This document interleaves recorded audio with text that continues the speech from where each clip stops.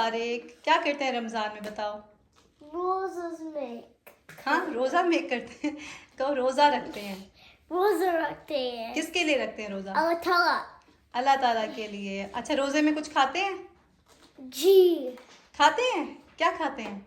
मज़े मज़े अथारी खाते हैं। मज़े मज़े की इफ्तारी खाते हैं। Yes. Wee.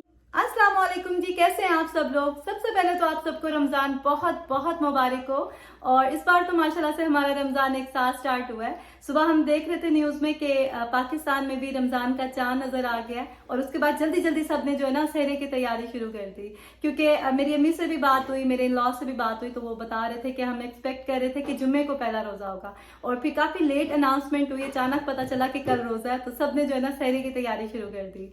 तो हमने भी ना वैसे बहुत सारे काम लास्ट दिन के लिए ना रखे होते हैं कि एंड में कर लेंगे हम, और फिर अचानक जब पता चलता है तो हम फौरन फौरन वो सारे काम खत्म करते हैं अपने।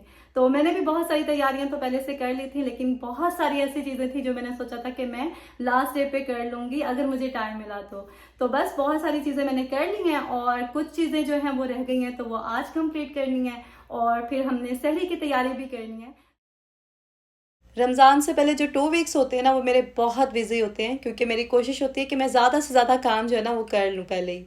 और शबान का महीना तो वैसे भी रमज़ान की तैयारी के लिए ही होता है, लेकिन इस बार ना मेरी कुछ और मसरूफ़ियात भी थी, आपको पता है शॉपिंग वगैरह करनी थी, तो इसलिए मुझे ना रमज़ान की तैयारी के लिए उतना टाइम नहीं मिला जितना यूजुअली मैं लेती हूँ।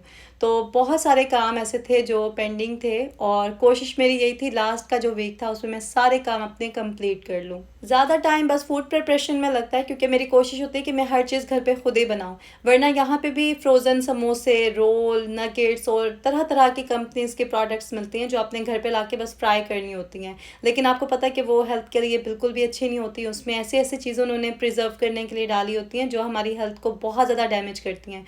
तो इसलिए मैं बिल्कुल भी वो वाली प्रोडक्ट्स कोई भी यूज़ नहीं करती, जो भी बनाती हूँ घर पे खुद ही बनाती हूँ।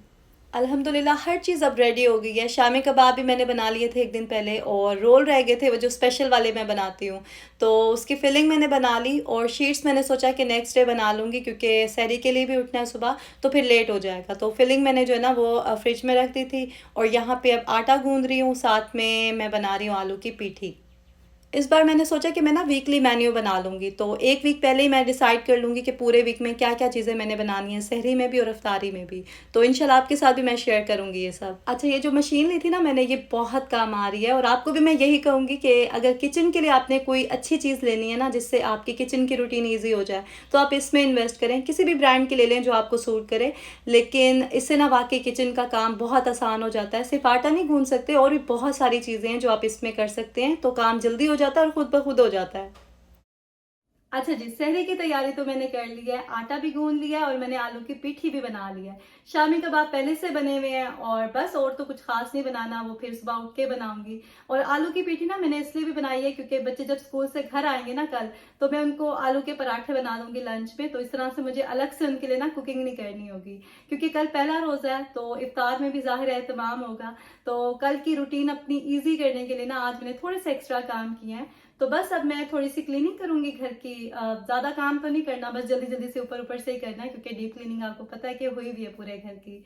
और बस उसके बाद मैंने अपना फेशियल भी करना है, क्योंकि बहुत टाइम से मैं सोच रही थी कि फेशियल लूं, लेकिन फिर रमजान आने वाला था, उसकी तैयारियां शुरू हो गई, तो मैंने यही सोचा था कि रमजान से पहले ना लास्ट में फेशियल करूंगी, वरना फिर आगे जो है ना मसरूफियत में टाइम नहीं मिलता। तो बस जल्दी से वो करूंगी और टाइम से आज सो जाऊंगी, क्योंकि सुबह पहला रोजा है, सहरी के लिए जल्दी उठना है, तो फ्रेश फ्रेश उठेंगे तो अच्छे से जो है ना पूरा दिन गुजरेगा।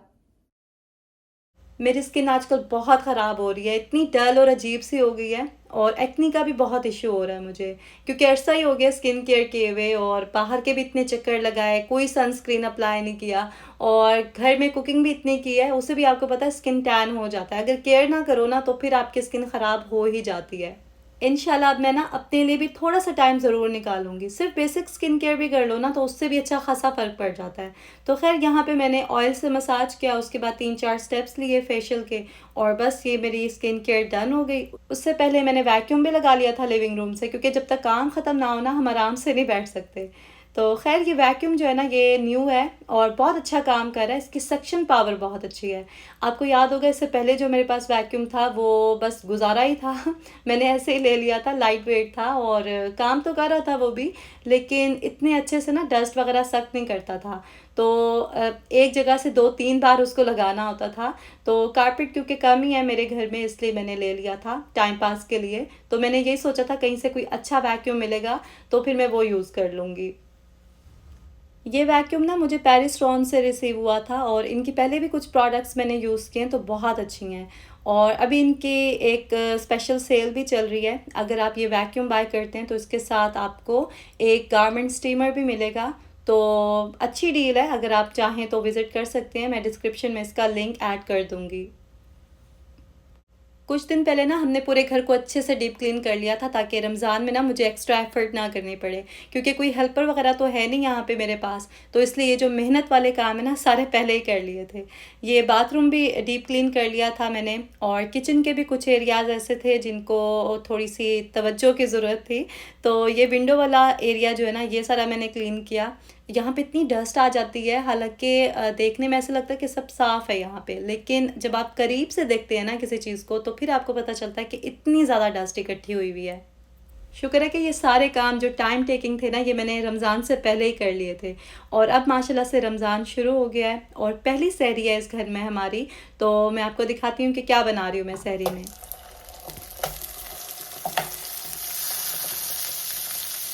मैं ना टाइम से थोड़ा पहले ही उठ गई थी क्योंकि पहली सहरी थी ना तो अंदाज़ा नहीं था कि कितना टाइम लगेगा मुझे। और इसके अलावा मुझे शूट भी करना था साथ साथ, तो उसमें भी आपको पता है कि एक्स्ट्रा टाइम लगता है। तो बस मैंने सबसे पहले तो शामी कबाब रखे फ्राई होने के लिए और उसके साथ मैं बना रही हूँ एग्स। तो पहले मैं बनाऊँगी अपने हस्बैंड के लिए और उसके बाद मैं अपने लिए बनाऊँगी। इस बार हम कोशिश करें कि जितना हो सके हेल्दी चीज़ें खाएं और जो भी जंक और इस तरह की चीज़ें ना वो अवॉइड करें। वैसे सहरी में तो हर कोई हेल्दी ही खाता है, लेकिन फिर भी कुछ चीज़ें ऐसी होती हैं जो हमें अवॉइड करनी चाहिए। तो खैर मेरे हस्बैंड इस बार बहुत डिफरेंट तरह का मेन्यू ले रहे हैं सहरी में। तो उन्होंने मुझे कहा था कि मेरे लिए एक रोटी बनाना बग़ैर ऑयल के, कोई पराठा वगैरह नहीं खाना है उन्होंने। तो ये फुल्का मैं उनके लिए बना रही हूँ। साथ में मैंने एग्स बनाए थे उनके लिए, उसमें थोड़ी सी चीज़ ऐड की थी।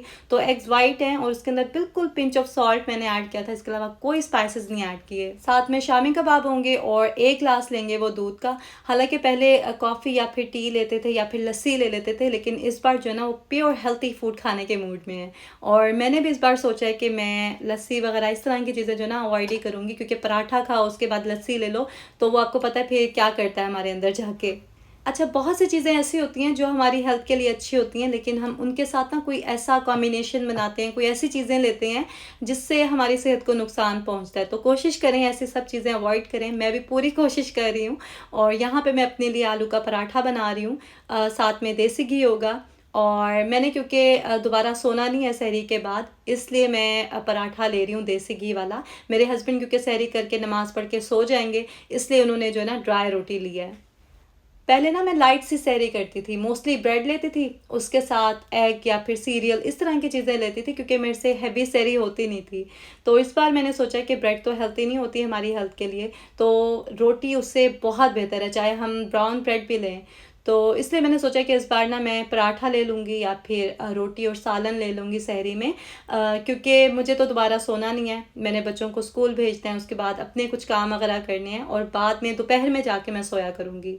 इस बार ना मेरी रूटीन बिल्कुल डिफरेंट होगी रमज़ान में, क्योंकि लास्ट ईयर मुझे याद है मेरी नींद ही पूरी नहीं होती थी। मैं सिर्फ 4 या 5 घंटे सोती थी, जो कि बिल्कुल गलत है। तो इस बार मैंने सोचा कि मैं अपनी हेल्थ का भी ख्याल रखूँगी, अपनी नींद भी जो है वो पूरी लूँगी और घर के काम वगैरह ये सब तो साथ साथ चलते ही रहते हैं। कुछ दिन तक ना मैं आपके साथ अपनी पूरे दिन की रूटीन भी शेयर करूंगी रमज़ान की, क्योंकि आपको पता है कि रूटीन बनाना मेरी हॉबी है। और रमज़ान से पहले ना मैंने एक पूरा स्केड्यूल बना भी लिया है। अब उसे इम्प्लीमेंट करूंगी, जहाँ जहाँ चेंजिंग करनी होगी वो करूंगी और फिर आपके साथ शेयर करूंगी कुछ दिन तक। मैं जब भी स्केड्यूल बना के उसे प्रॉपर फॉलो करूँ ना तो मैं हर काम अच्छे से कर लेती हूँ, और जब ऐसा ना करूँ तो फिर मेरे से ना चीज़ें मैनेज नहीं होती। तो ये मेरी ज़रूरत भी है और मेरा शौक़ भी है, और अच्छी बात यह है कि मैं उसे फॉलो भी करती हूँ। तो खैर यहाँ पे मेरी सहरी जो है वो तैयार हो चुकी है। आलू का पराठा है, साथ में चटनी है और एक कबाब है। तो इसके साथ मैंने थोड़ी सी दही भी ली थी बाद में। रात को सोने से पहले ना मैंने 1 गिलास पानी का पी लिया था और जैसे ही मैं उठी थी उस टाइम भी मैंने 1 गिलास पानी का पिया था। और सहरी के बाद मैंने कोई पानी, लस्सी, दूध, चाय कोई भी चीज़ नहीं ली, क्योंकि खाने के बाद आप कोई भी लिक्विड लेते हैं ना तो वो आपकी हेल्थ को बहुत डैमेज करता है। आपको अगर आदत है ना चाय वगैरह की तो आप खाने से पहले पी लिया करें, क्योंकि खाने के एटलीस्ट 1.5 घंटे के बाद आप पी सकते हैं। उससे पहले अगर पिएंगे ना वो आपकी हेल्थ के लिए नुकसानदेह होगा। तो चाहे ग्रीन टी भी हो वो भी एटलीस्ट 1.5 घंटे के बाद आप पिएं, या फिर पहले पी लें या साथ ले लें खाने के, वो भी चलो बेहतर है। लेकिन खाने के बाद कोई भी लिक्विड लेना ना वो बहुत हेल्थ के लिए ना नुकसानदेह है। अगर हम चाहते हैं ना कि हमें शुगर, ब्लड प्रेशर, कोलेस्ट्रॉल या फिर यूरिक एसिड इस तरह की बीमारियां ना हों तो फिर कुछ आदतें हमें अपनी बदलनी होंगी। खैर यहाँ पे अब मैं बच्चों को स्कूल छोड़ने के लिए जा रही थी और वापस आके मैं आपको दिखा देती हूँ घर बिल्कुल साफ़ सुथरा है। ये अब मेरा फ्री टाइम है, मी टाइम है, इसमें मैं जो चाहूँ करूँ। तो मैंने ये सोचा कि इस टाइम में मैं व्लॉग एडिट कर लूँगी या फिर जो भी कंटेंट वगैरह बनाना होगा, मतलब मेरा वर्क टाइम है। इस टाइम में 2 घंटे जो है ना मैंने यूट्यूब के लिए अपने रखने हैं, क्योंकि आपको पता है ये मेरी पार्ट टाइम ही सही लेकिन जॉब है। और इसके बाद मैं नैप ले लिया करूँगी 1 घंटा 2 घंटा जितना भी, और फिर ज़ोहर से पहले उठूँगी और जो भी काम करने होंगे वो सब करूँगी। मेरी दुआ है कि अल्लाह ताला हम सबको तौफीक दे कि हम इस रहमतों वाले महीने में ना अपने आमाल से, अपनी इबादत से अल्लाह को राज़ी कर सकें और ज़्यादा से ज़्यादा नेकियां जो हैं वो इकट्ठी कर सकें। तो बस यहीं पे मैं आज का व्लॉग एंड कर रही हूँ। आप लोग अपना बहुत ज़्यादा ख्याल रखें। कोई भी बात अच्छी लगी हो तो वीडियो को लाइक और शेयर ज़रूर करें। आपसे मिलूँगी मैं इफ्तार के व्लॉग में। अपना बहुत ज़्यादा ख्याल रखें। अल्लाह हाफिज़।